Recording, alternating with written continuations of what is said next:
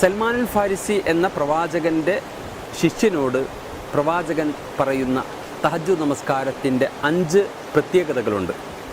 ഒന്ന്, ദഅ്വു സ്വാലിഹീൻ, എല്ലാ സ്വാലിഹീങ്ങളായ ജനങ്ങളും ചെയ്തിരുന്ന ഒരു കർമ്മമാണ് അത്.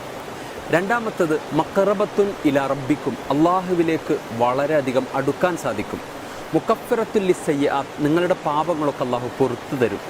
മൻഹാത്തുലിൽ ഇസ്മ്, നാലാമത്തേത്, നിങ്ങൾക്ക് തെറ്റു ചെയ്യാനുള്ള ആ ഒരു വല്ലാത്ത തൃഷ്ണ അത് ഇല്ലാതെയാകും. അഞ്ചാമത്തേത്, നിങ്ങൾക്കെല്ലാവർക്കും പ്രിയങ്കരമായ ഒരു കാര്യമാണ് മത്റദത്തുല്ലിദാഇനിൽ ജസദ്, ശരീരത്തിൽ നിന്ന് രോഗം തെറിച്ചു പോകും. സഹോദരങ്ങളെ, നിങ്ങളുടെ രോഗം പോലും മുക്തമാക്കാൻ, രോഗശമനത്തിന് പോലും ഉപകാരപ്രദമായ ഒന്നാണ് തഹജ്ജുദ് നമസ്കാരം.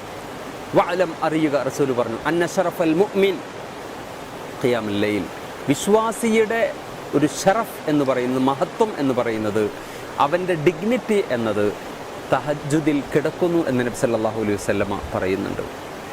ഇന്നമാ യുഅ്മിനു എന്ന് തുടങ്ങുന്ന ഒരു ആയത്തുണ്ട്. ഇവർ മാത്രമാണ് മുഅ്മിനീങ്ങൾ എന്നാണ് അതിനർത്ഥം. അതിന് തുടർന്ന് പറയുന്നു, തതജാഫാ ജുനൂബുഹും അനിൽ മലാജിഅ, കിടപ്പറയിൽ നിന്ന് യദ്ഊന റബ്ബഹും ഖൗഫൻ വതമഅ, നരകഭയം, സ്വർഗപ്രതീക്ഷ.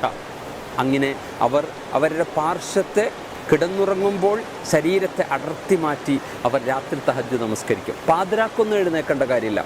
വബിൽ അസ്ഹാരി ഹും യസ്തഗ്ഫിറൂൻ, അവർ രാത്രിയുടെ അന്ത്യയാമങ്ങളിൽ എഴുന്നേറ്റ് നമസ്കരിക്കുന്നവരാണ്, ഇസ്തിഗ്ഫാർ ചെയ്യുന്നവരാണ് എന്നാണ് വിശുദ്ധ ഖുർആൻ പറഞ്ഞത്.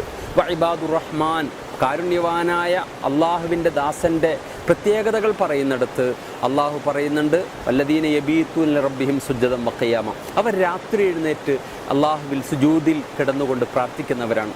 വളരെ പ്രധാനപ്പെട്ട ഒരു കാര്യമാണ്. സുജൂദിൽ കിടന്നുകൊണ്ട് നിങ്ങളുടെ ആഗ്രഹങ്ങളൊക്കെ അള്ളാഹുവിനോട് പറയുക. തീർച്ചയായും അള്ളാഹു നിങ്ങളുടെ പ്രശ്നങ്ങളൊക്കെ പരിഹരിക്കും. തഹജ്ജുദ് എന്ന് പറയുന്ന ഈ ഒരു മന്ത്രം നമ്മൾ ജീവിതത്തിൽ പകർത്തിക്കഴിഞ്ഞാൽ, പുലർത്തിക്കഴിഞ്ഞാൽ നമുക്കുണ്ടാകുന്ന ഭൗതികവും ആത്മീയവുമായ ഗുണങ്ങളെക്കുറിച്ചാണ് അള്ളാഹു റബ്ബുൽ ഇസ്സത്ത് ഇവിടെ പറയുന്നത്.